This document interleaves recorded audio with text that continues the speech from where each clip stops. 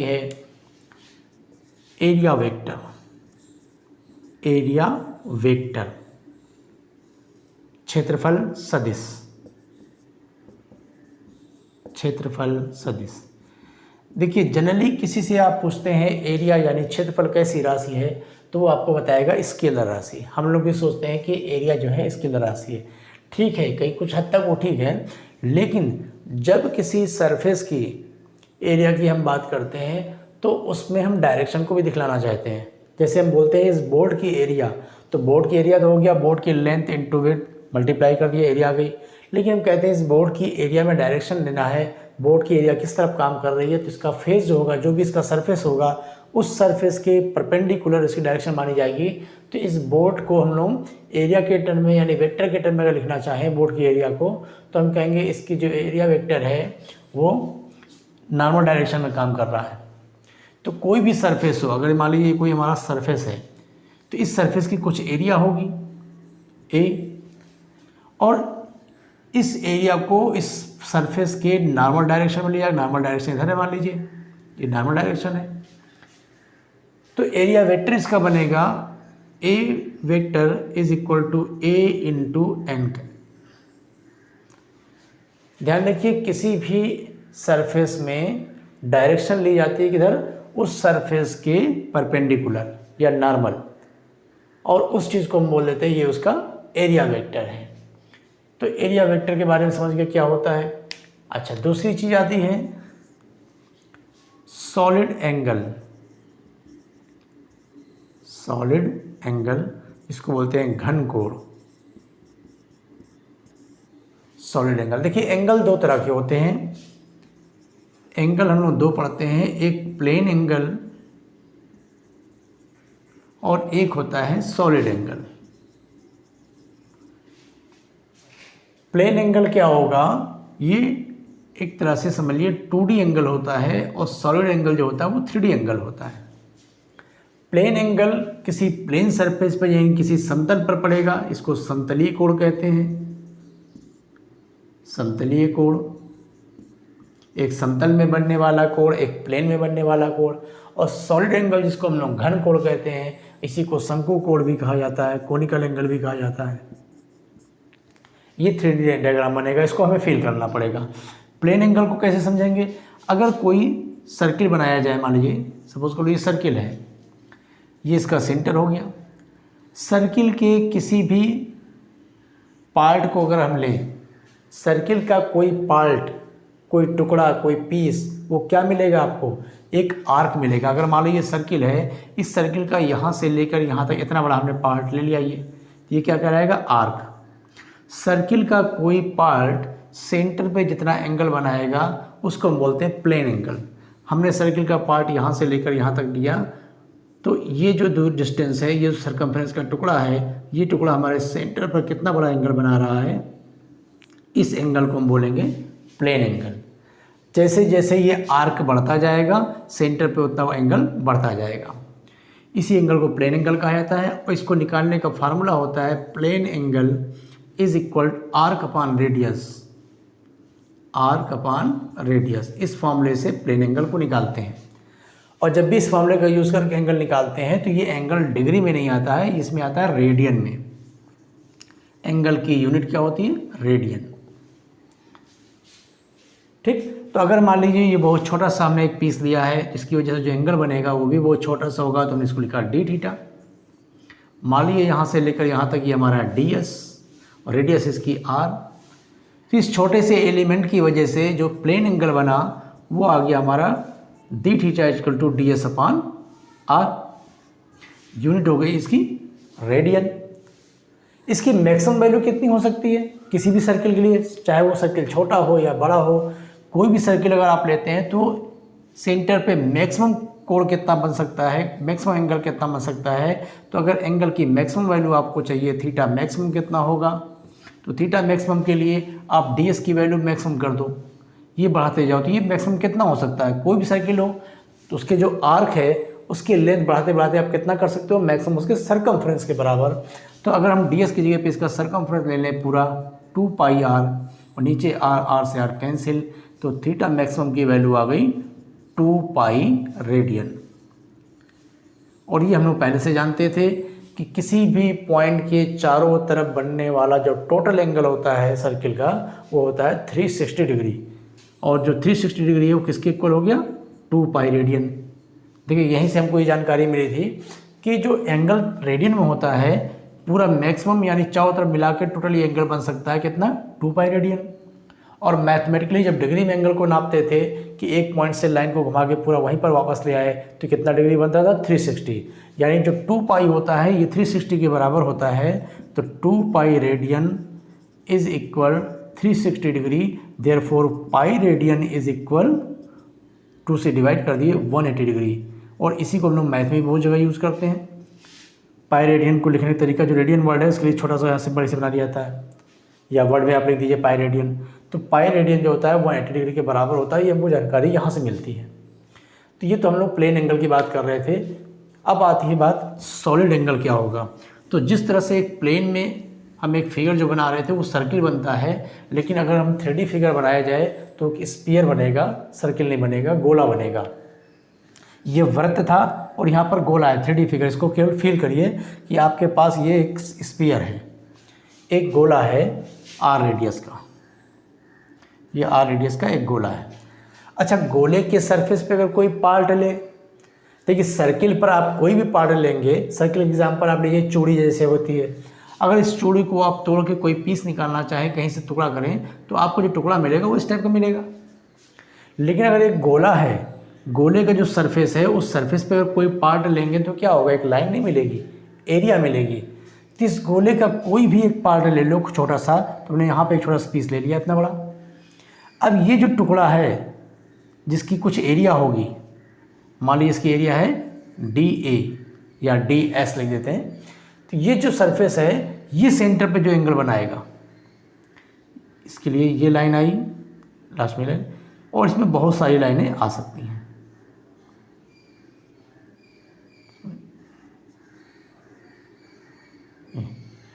तो किसी भी गोले का जो सरफेस है, किसी भी स्फीयर का जो सरफेस है, वो सरफेस एलिमेंट सेंटर पे जो एंगल क्रिएट करेगा, और वो जो एंगल बनेगा ये पूरी गोलाई में बनेगा, क्योंकि इस एंगल में सिर्फ 2 लाइनें नहीं हैं, पूरी चारों तरफ से लाइनें आ रही हैं। ऐसे एंगल को हम बोलते हैं सॉलिड एंगल। जैसे कि जो पैराशूट की बात की जाए, इस तरह से पैराशूट मान लीजिए होता है या छाता होता है, इसकी जो डोर है वो यहाँ से इसे बंधी हुई है हर जगह से, और चारों तरफ से आती है, इधर से भी आएगी, इधर से भी आएगी, ठीक। तो डिज़ाइन क्या बनती है, इस तरह से आपका पैराशूट है, सब तरफ से डोरियाँ आके एक जगह पे सेंट्राइज हो गई हैं। ये पूरी गोलाई में जो एंगल बन रहा है ये एंगल कहलाता है सॉलिड एंगल, यानी घन कोण। क्योंकि ये कोण का शेप बना रहा है पूरा, इसलिए इसको कोनिकल एंगल यानी शंकु कोण भी कहा जाता है। इसका फॉर्मूला क्या होता है, एंगल जो था वो तो हमारा लेंथ अपान रेडियस था, इधर आर्क था, इधर रेडियस। इस बार आर्क नहीं है बल्कि यहाँ पे एक एरिया मिलेगी, तो घन कोण इसका सिंबल होता है ओमेगा। तो अभी छोटे से घन कोण के लिए हमने लिखा डी ओमेगा, तो D omega is equal to होता है DA/r², अगर रेडियस r। तो घन कोण का जो फार्मूला होता है वो एरिया एलिमेंट, जिस छोटे से एलिमेंट के लिए आपने घन कोण निकालना है, उस एरिया एलिमेंट को लेंगे और रेडियस के स्क्वायर से डिवाइड कर देंगे, D omega is equal to DA/r², और इसकी जो यूनिट होती है वो होती है स्टेरेडियन, स्टेरेडियन, ठीक, शॉर्ट में SR लिखा जाता है। फिर इसी तरह से जैसे हम लोगों ने देखा था कि किसी सर्किल के लिए सेंटर पर मैक्सिमम कितना एंगल बन सकता है, ऐसे ही अगर यहाँ पर हम इसकी मैक्सिमम वैल्यू निकालना चाहें तो मैक्सिमम एंगल कितना बन सकता है। इसके लिए जो एरिया एलिमेंट आप ले रहे थे छोटा टुकड़ा, इस टुकड़े को और बढ़ा लीजिए और बढ़ा लीजिए, इस तरह करते करते मैक्सिमम कितनी बड़ी एरिया ले सकते हैं उस पूरे स्फीयर का, वक्र पृष्ठ यानी कर्व सरफेस। तो हम DA की जगह लिख देंगे 4πr² अपान r² था, r² से r² कैंसिल आउट हो गया। तो मैक्सिमम जो सॉलिड एंगल बनेगा किसी भी गोले के सेंटर पर, स्फीयर के सेंटर पर, वो होगा 4π स्टेरेडियन, ठीक। तो एंगल क्या होता है और सॉलिड एंगल क्या होता है, पहले हमको इसको क्लियर करना था। तो वो चीज़ हमको क्लियर हुई कि कोई भी लाइन जो है, कोई भी आर्क किसी पॉइंट पर जो एंगल बनाएगा वो कहलाएगा प्लेन एंगल, लेकिन कोई एरिया एलिमेंट किसी पॉइंट पर जो एंगल बनाता है उसको हम बोलते हैं सॉलिड एंगल। अब सपोज करिए कि हमारे पास यहाँ पर एक रिंग है और इस जगह पर इस रिंग की वजह से बनने वाला एंगल निकालना है, तो इसकी वजह से लिए हम क्या करेंगे, सारी रेज यहाँ से ली जाएंगी।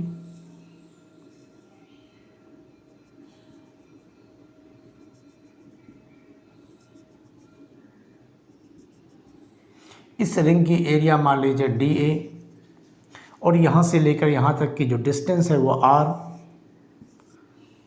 तो ये रिंग हमारी ऐसे रखी हुई थी, ऐसे नहीं है, ऐसे हमारी ये रिंग रखी हुई है और यहाँ पर हमको एंगल निकालना था। तो रिंग के हर पॉइंट से, जैसे साइकिल का जो रिम होता है, उस रिम के हर पॉइंट से ऐसे एक जगह पे सारे पॉइंट्स को इकट्ठा किया जाए तो ये गोलाई में जो एंगल बनेगा ये क्या कहलाएगा, सॉलिड एंगल। तो इस पूरे सरफेस की वजह से यहाँ पर एंगल जो बन रहा है डी ओमेगा, और आपने फॉर्मूला इसका लिख दिया डी ओमेगा, भाई ये एरिया हो गई और डिस्टेंस का स्क्वायर।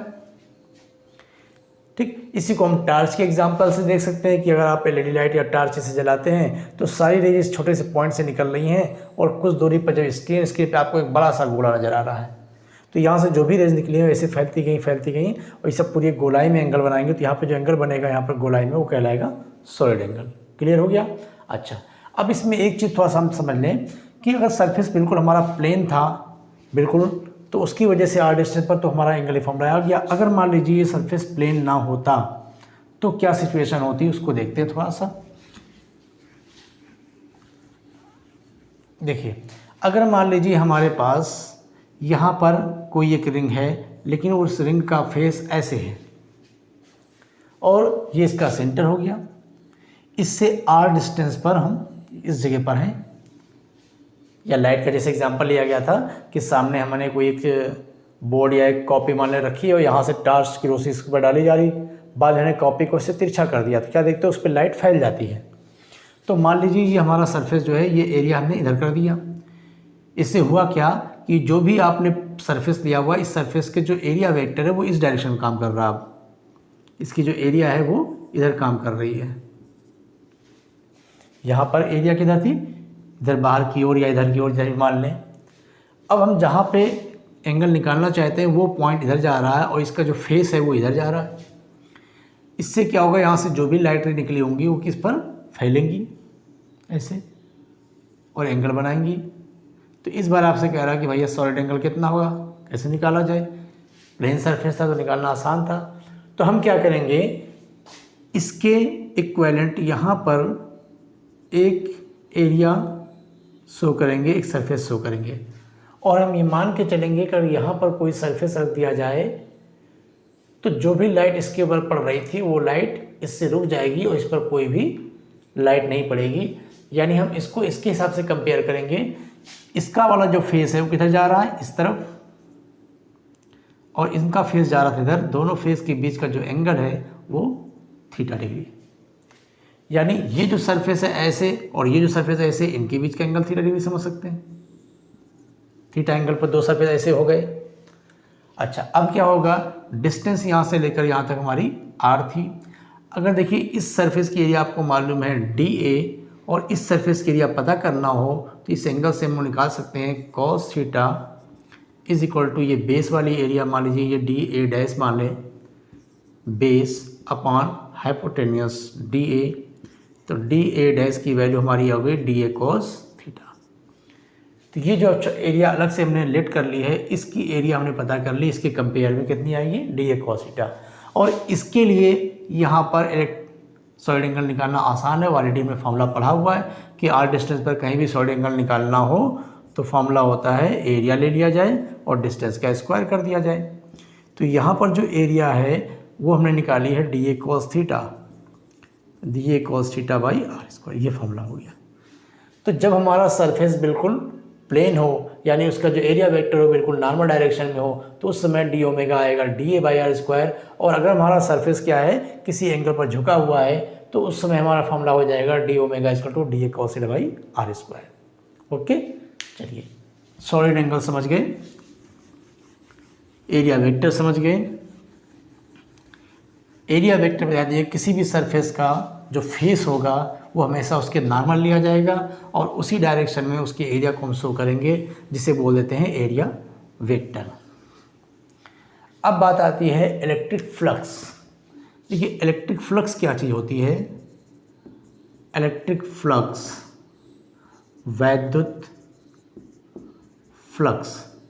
देखिए जो फ्लक्स वर्ड यूज होता है ये एक्चुअल में लाइंस से होता है, रेखाओं से।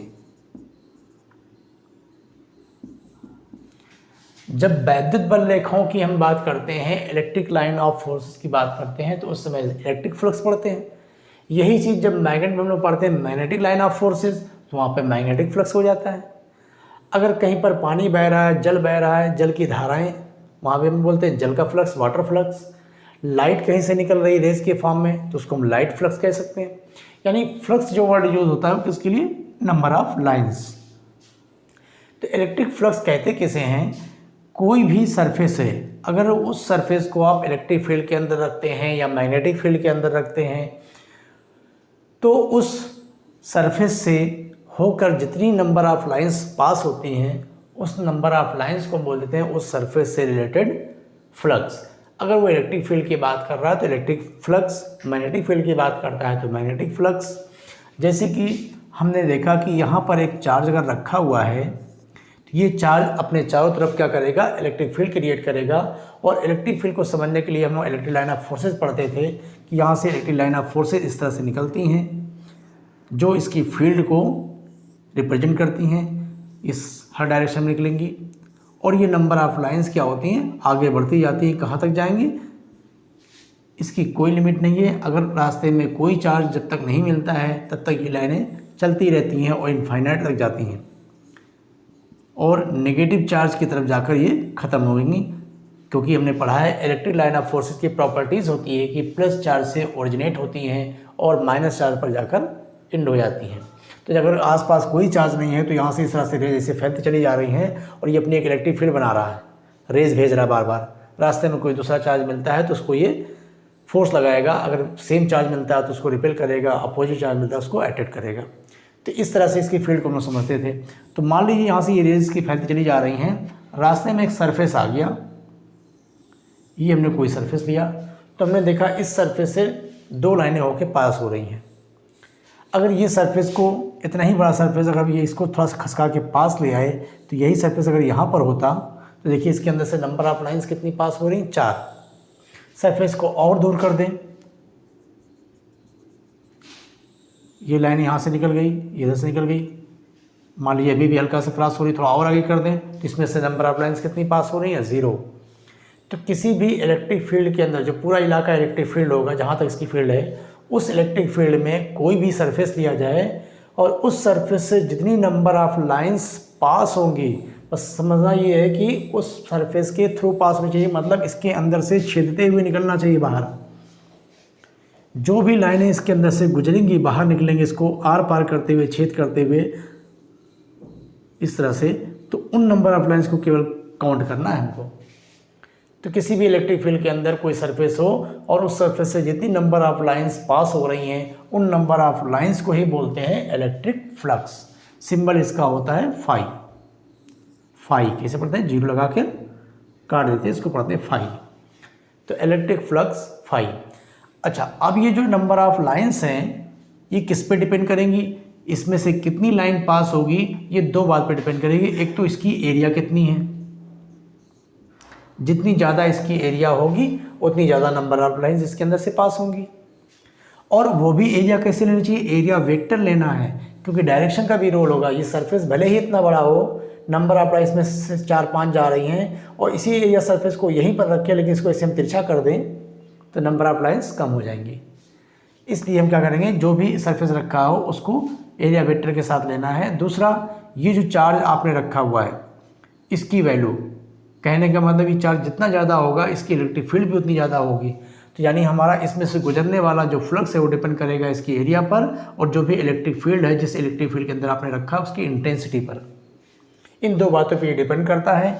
लेकिन इलेक्ट्रिक फील्ड वेक्टर क्वांटिटी है, एरिया भी हमारी वेक्टर क्वांटिटी हो गई थी, लेकिन जो इलेक्ट्रिक फ्लक्स होता है ये स्केलर क्वांटिटी होती है। ये हमारा इन दोनों पर डिपेंड करता है और फॉर्मूला बनता है electric flux is equal to dot product of electric field and area element. किसी भी छोटे से एरिया से निकलने वाला या पास होने वाला electric flux D phi equal to E dot D A, जहाँ इसको अगर वेक्टर से डॉट प्रोडक्ट का लगा के एक्सप्लेन करें तो ई डी ए कॉस थीटा, जहाँ थीटा किसके बीच का एंगल है, इलेक्ट्रिक फील्ड और एरिया वेक्टर के बीच का एंगल। तो देखिए यहाँ समझ में आता है इलेक्ट्रिक फील्ड के अंदर कोई सरफेस रखा हो और उस सरफेस की बीच, इन दोनों के बीच का एंगल भी डिपेंड करेगा फ्लक्स के लिए। जैसे अगर मान लीजिए कहीं पर यूनिफॉर्म इलेक्ट्रिक फील्ड है, यूनिफॉर्म इलेक्ट्रिक फील्ड यानी एक समान वैद्युत क्षेत्र, इसके लिए जो बल रेखाएं खींची जाती हैं वो पैरेलल खींची जाती हैं। ये इलेक्ट्रिक फील्ड है, इसमें हमने कोई एक रेक्टेंगुलर सरफेस लिया और सरफेस मान लीजिए हम लोग इस तरह से ले रहे हैं, एक रेक्टेंगुलर सीट हमारे पास थी, हमने उसको ऐसे रख दी। इस सीट का जो फेस है, इलेक्ट्रिक फील्ड इधर जा रही है और सीट हमने ऐसे रखी हुई है तो सीट का फेस ऊपर हो गया, यानी इसका एरिया वेक्टर इधर काम कर रहा है, इसकी एरिया इधर काम कर रही है, और जो electric line of force field है वो इधर जा रही है, यानी इलेक्ट्रिक फील्ड की डायरेक्शन इधर हो गई। इन दोनों के बीच का एंगल कितना हुआ, 90।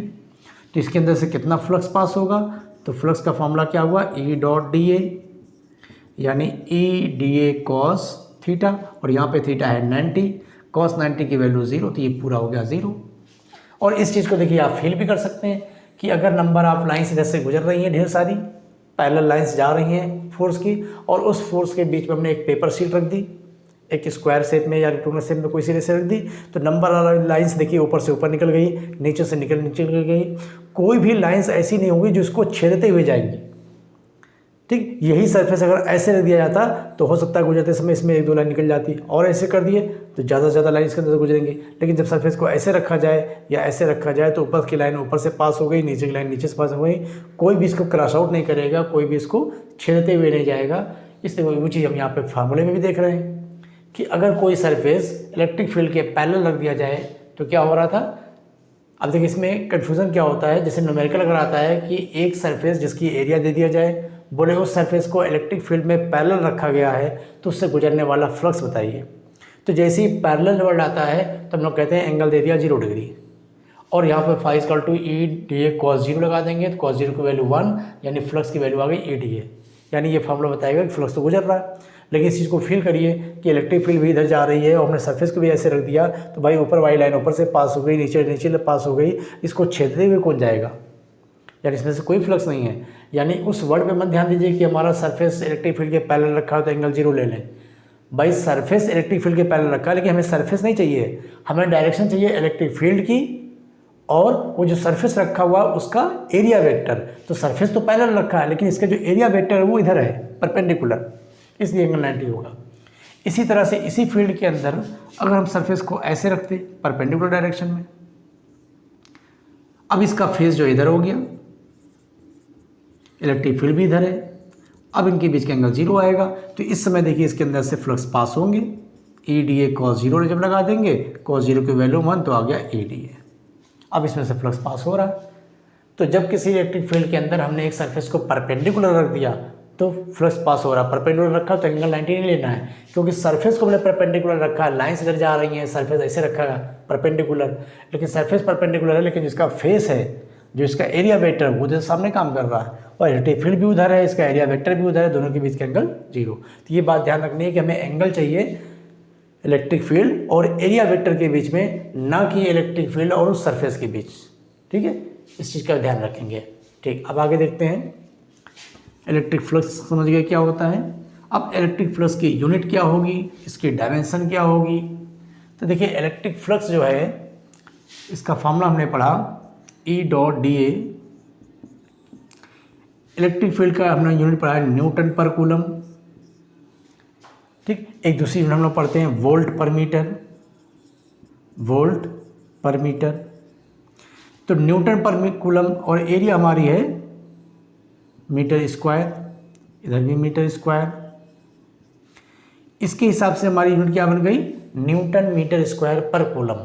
और इसके हिसाब से अगर चलेंगे तो 1 मीटर यहाँ से मान लीजिए कैंसिल होगा तो यूनिट आ जाएगी वोल्ट मीटर। तो 2 यूनिट इसकी देखिए हो गई, एक न्यूटन मीटर स्क्वायर पर कूलम और एक हो गया वोल्ट मीटर। डायमेंशन निकाल लीजिए, डायमेंशन इसकी कितनी आ जाएगी,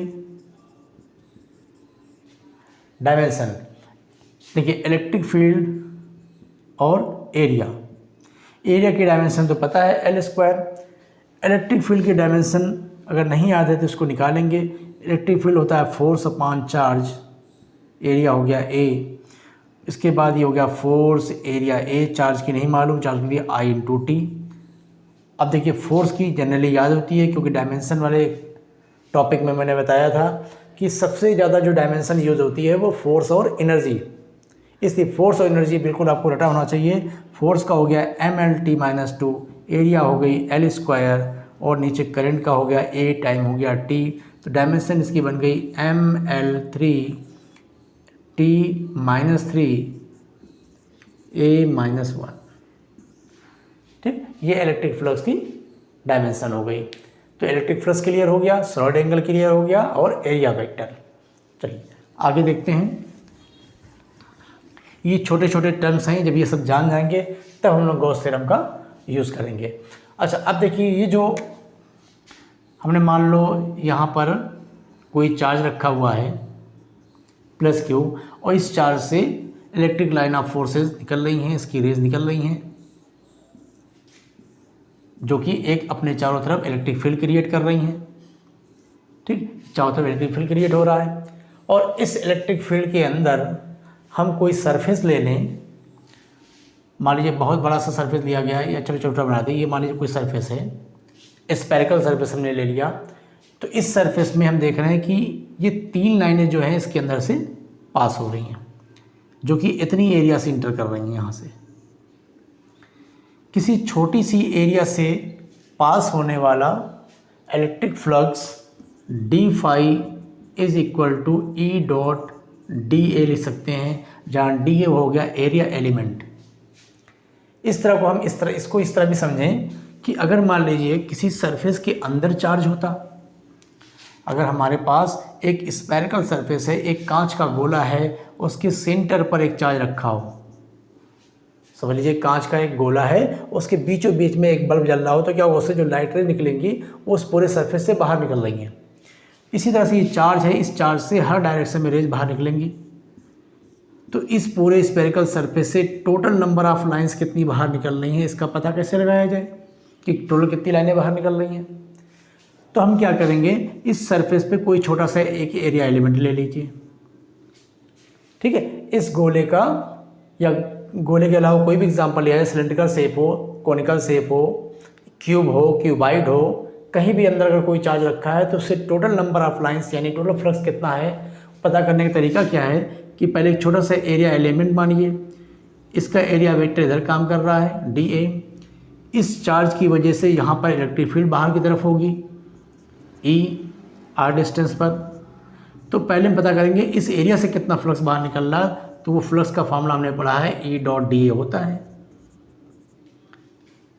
ठीक, अब इसी को हम इंटीग्रेट कर दें कि जब इतने छोटे से एरिया एलिमेंट से निकलने वाला फ्लक्स डी फाई है तो इस पूरे गोले से निकलने वाला टोटल फ्लक्स कितना होगा। तो सीधे ये फॉर्मूला याद रखिए, total flux linked to any surface, किसी भी सरफेस से रिलेटेड यानी बद्ध टोटल वैद्युत फ्लक्स फाई जब भी आपको निकालना हो तो हम क्या करेंगे, integration of E dot D ए, और इस इंटीग्रेशन को हम सरफेस इंटीग्रेशन बोलते हैं। इसीलिए हम लोग सिंबल में क्या करते हैं, यहाँ बीच में गोला बना देते हैं।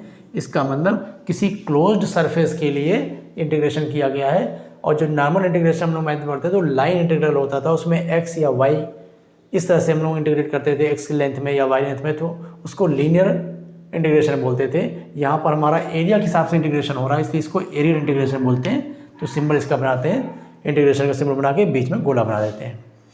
ठीक, बाकी मैथ वाले स्टूडेंट जानते हैं कहीं कहीं इसको गोला अगर नहीं बनाते हैं तो इस तरह के 2 निशान बनाए जाते हैं।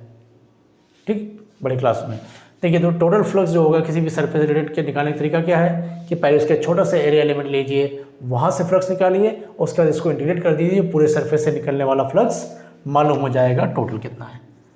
अब इसी के बाद जब हम लोग गॉस थ्योरम पढ़ेंगे तो हम देखेंगे गॉस थ्योरम ने इसका और आसान तरीका बता दिया था।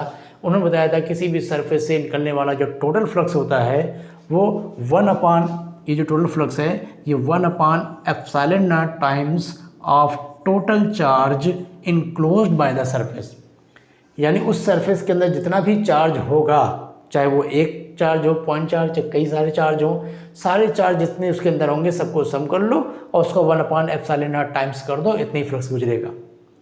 ये उन्होंने बहुत आसानी कर दी थी। फिलहाल अभी हमने गॉस थ्योरम का नाम नहीं लिया, अभी हम बिना गॉस थ्योरम की चीज़ समझ रहे हैं कि किसी भी सरफेस के अंदर कोई चार्ज हो तो उससे निकलने वाला इलेक्ट्रिक फ्लक्स कितना होता है। तो उसका तरीका है कि पहले उसके छोटा सा एलिमेंट लीजिए, उससे फ्लक्स निकालिए, बाद में उसको इंटीग्रेट कर दीजिए तो टोटल फ्लक्स आ जाएगा। ठीक, अच्छा, अब इसके बाद देखते हैं कि जब भी कि सरफेस के अंदर जो पॉजिटिव चार्ज था तो उस पॉजिटिव चार्ज से क्या हो रहा था, यहाँ से रेज ऐसे निकलती हैं तो उस सरफेस से बाहर निकलने वाली आउटवर्ड डायरेक्शन में जाने वाली टोटल फ्लक्स कितनी होंगी। तो तरीका हमने देखा। अगर मान लीजिए यहाँ पर ये नेगेटिव चार्ज होता तब क्या होता, तो नेगेटिव चार्ज से जो रेज होती है वो तो अंदर इंटर करती हैं, तो किसी भी सरफेस से आउटवर्ड डायरेक्शन में जो रेज निकलेंगी या किसी सरफेस से जो पास आउट हो रही है रेज बाहर निकल रही है उनको हम लोग क्या करते हैं, पॉजिटिव मानते हैं, और जो रेज अंदर इंटर करती है, जो फ्लक्स अंदर इंटर करता है उसको हम लोग नेगेटिव मानते हैं। तो flux passing out the surface is taken positive and flux entering the surface is taken as negative. किसी पृष्ठ से बाहर निकलने वाला फ्लक्स धनात्मक और उसके अंदर प्रवेश करने वाला जो फ्लक्स होता है वो ऋणात्मक लिया जाता है। अब मान लीजिए हमने इस सरफेस लिया था, यहाँ पॉजिटिव चार्ज था तो यहाँ से निकलने वाला फ्लक्स था बाहर की तरफ, इस पूरे सरफेस से टोटल फ्लक्स जो बाहर निकल रहा था वो पॉजिटिव माना जाएगा। सपोज कर लो कि यहाँ पे आपके पास कोई सरफेस है, किसी भी शेप का ले लेते हैं, और यहाँ पर एक चार्ज है Q, इस चार्ज से रेज निकल रही थी हर डायरेक्शन में, हर डायरेक्शन में निकल रही हैं। अब आपसे कह रहा है इस सरफेस से रिलेटेड फ्लक्स बताइए, तो हम कहेंगे इस सरफेस के अंदर देखिए इस जगह की अगर केवल बात की जाए इतनी एरिया की, तो हम कहेंगे यहाँ पे 3 रेज इंटर कर रही हैं, 3 लाइंस इंटर कर रही हैं। लेकिन इतनी एरिया की बात करें तो इतनी एरिया से वो 3 लाइनें बाहर निकल रही हैं, तो इस एरिया का फ्लक्स निकालेंगे वो अलग बात है, इधर का फ्लक्स निकालेंगे वो अलग। कह रहा है इस पूरी सरफेस से रिलेटेड टोटल फ्लक्स कितना हुआ, तो हम कहेंगे इस सरफेस से रिलेटेड फ्लक्स 0 है। जितना नंबर ऑफ लाइन्स इसमें इंटर कर रही हैं उतने ही नंबर ऑफ लाइन्स बाहर भी निकल गई, यानी इंटर करने वाले फ्लक्स को हम लोग क्या मानते थे, नेगेटिव, और बाहर वाले निकलने वाले को पॉजिटिव, या बाहर निकलने वाले को आप नेगेटिव मान लीजिए, इंटर करने वाले को पॉजिटिव मान लीजिए, इससे कोई फर्क नहीं पड़ता, बस एक का सिंबल प्लस लेंगे, एक का सिंबल माइनस। तो हम देख रहे हैं इसमें जितनी नंबर ऑफ लाइन्स इंटर कर रही हैं उतनी बाहर भी निकल रही हैं, यानी इस सरफेस से रिलेटेड फ्लक्स 0 है। टोटल फ्लक्स, नेट फ्लक्स कितना हो जाएगा इसका, इस सरफेस से रिलेटेड नेट फ्लक्स हो गया 0। अच्छा, रीजन क्या है 0 होने का, क्योंकि हम देख रहे हैं इसके अंदर तो कोई चार्ज है ही नहीं, इसके अंदर तो कोई चार्ज है नहीं है कि यहाँ से रेज निकली हो या यहाँ पे इंटर कर रही हो, चार्ज तो बाहर था, तो बाहर से जो लाइट रेज आ रही थी उस सरफेस के अंदर क्या हुआ, इंटर भी की और वहीं से फिर बाहर भी निकल गई। तो ये एक बहुत इंपॉर्टेंट पॉइंट है कि इलेक्ट्रिक फील्ड के अंदर कोई भी क्लोज्ड शेप रखा हो, कोई भी बंद पृष्ठ रखा हो, तो उस पृष्ठ से रिलेटेड टोटल फ्लक्स 0 होता है। इस बात को आप याद कर लीजिए। किसी इलेक्ट्रिक फील्ड के अंदर किसी भी क्लोज्ड सरफेस के लिए, जबकि शर्त ये कि उसके अंदर कोई चार्ज ना हो, तो उससे रिलेटेड फ्लक्स कितना होगा, 0 होगा। इस बात को नोट कर लीजिएगा, ठीक है। किसी इलेक्ट्रिक फील्ड में कोई ऐसा सरफेस हो जिसके अंदर कोई भी चार्ज ना हो, तो उस सरफेस से रिलेटेड फ्लक्स की वैल्यू क्या होती है, 0। अब इसका एक एग्जांपल लेके देखते हैं। सपोज करिए ये इलेक्ट्रिक फील्ड है, किसी इलेक्ट्रिक फील्ड के अंदर एक सिलेंड्रिकल शेप का कोई सरफेस हमने लिया और उस सिलेंडर शेप को हम इस इलेक्ट्रिक फील्ड के पैरेलल रख दिए। तो मान लीजिए ये हमारे पास एक सिलेंड्रिकल शेप है,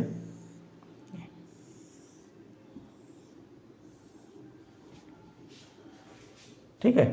इस सिलेंड्रिकल शेप को हमने क्या किया है, इलेक्ट्रिक फील्ड के अंदर ऐसे पैरेलल रख दिया।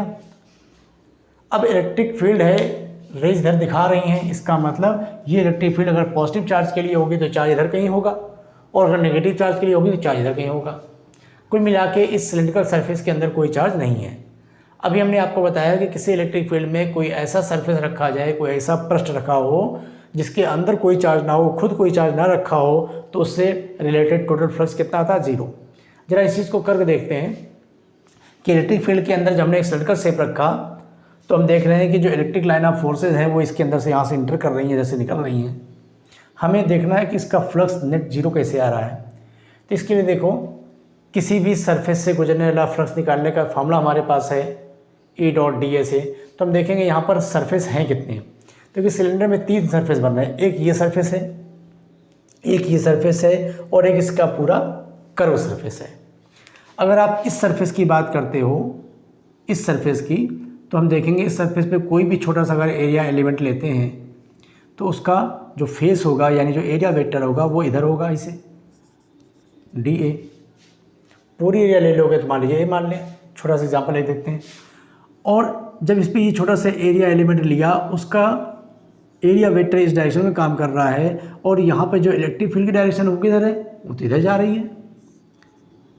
यानी इस छोटे से एलिमेंट के लिए, एरिया एलिमेंट के लिए, छोटे से क्षेत्रफल के लिए हम देख रहे हैं क्या है, इसका एरिया वेक्टर इधर और इलेक्ट्रिक फील्ड की डायरेक्शन इधर जा रही है। तो इनके बीच का एंगल कितना होगा? 180। तो यहाँ पे जो भी फ्लक्स होगा उसको निकालना चाहें, सपोज कर लो यहाँ के फ्लक्स को हम φ1 बोल दें, तो φ1 की वैल्यू कितनी आ जाएगी? φ1 इक्वल टू हो गया E डॉट डी ए फार्मूला होता है, ये हो गया E डी ए कॉस 180। और कॉस 180 की वैल्यू कितनी हो गई? -1। ये हो जाएगा -E/dA। अगर यहाँ से रिलेटेड टोटल फ्लक्स निकालना हो इतने सरफेस से तो इसको इंटीग्रेट कर देंगे, तो ये एरिया इंटीग्रेट हो गए इस पूरे सरफेस के एरिया के बराबर हो जाएगी। फिलहाल अभी इतना ही छोड़ देते हैं। इस सरफेस पे आइए, सिलेंडर का इधर वाला जो फेस है ये वाला, इसका एरिया वेक्टर इधर काम करेगा, ये एरिया वेक्टर हो गया, और इलेक्ट्रिक फील्ड भी इधर काम कर रही है। तो इनके लिए इनके बीच का एंगल कितना हो गया? 0 डिग्री। यहाँ का मान लीजिए फ्लक्स φ2 है, तो φ2 equal to E/dA cos 0, cos 0 की वैल्यू 1, तो आ गया E/dA। दोनों तरफ का एरिया सरफेस का इक्वल होगा। अगर यहाँ भी A लिखते हैं तो यहाँ भी A लिखेंगे, यहाँ DA लिखेंगे तो यहाँ भी DA लिखेंगे। ये वैल्यू आपको -E/dA मिल रही है, वो वैल्यू +E/dA मिल रही है, तो इन दोनों का टोटल कर दिया कितना होगा? 0। अब बचता है ये सरफेस, कर्व सरफेस। तो कर्व सरफेस ये जो पूरा है, इस पर कोई भी छोटा सा एलिमेंट ले लीजिए, मान लीजिए इतना हमने ले लिया एरिया, इसका फेस किधर होगा? ऊपर। ना ऐसे सिलेंडर है, अगर यहाँ पे कोई छोटा सा एरिया एलिमेंट ले तो फेस किधर हुआ? ऊपर हुआ। यहाँ पे लेंगे तो इधर हुआ, नीचे लिए तो इधर हो गया। तो ये एरिया वेक्टर इधर हो गया मान लो, और इलेक्ट्रिक फील्ड किधर है? इस तरफ। इनके बीच का एंगल 90। अगर इस सरफेस से गुजरने वाला फ्लक्स φ3 मान लिया जाए तो φ3 की वैल्यू कितनी मिल गई आपको? E/dA cos 90। cos 90 की वैल्यू 0 थी, पूरा 0 हो गया। यानी ये बता रहा है कि कर्व सरफेस से तो कोई लाइन पास ही नहीं हो रही। और आप फिल भी कर दीजिए इसको, आप खुद देख सकते हैं इधर जा रही है। सिलेंडर हमने ऐसे रखा तो जो रे इसके अंदर से इंटर करेंगे इधर से बाहर आएंगे, लेकिन इसके जो कर्व सरफेस है, जो इसका वक्र पृष्ठ है, उसको छेदते हुए कोई भी लाइन ऐसे या कहीं से भी एंटर नहीं हो रही है। तो कर्व सरफेस वाला फ्लक्स तो ऑलरेडी पहले ही 0 समझ में आ रहा था। अब बचता था ये दोनों, तो यहाँ से इंटर कर रही है, यहाँ से बाहर निकल रही है, इधर वाला फ्लक्स नेगेटिव आया, इधर वाला पॉजिटिव आया। तो इस पूरे सिलेंडर सरफेस के लिए जो टोटल फ्लक्स आया, टोटल फ्लक्स कितना हो गया? φ1 + φ2 + φ3, इन तीनों को जोड़ दिया जाए तो कितना होगा? 0। तो हमने देखा इस सिलेंडर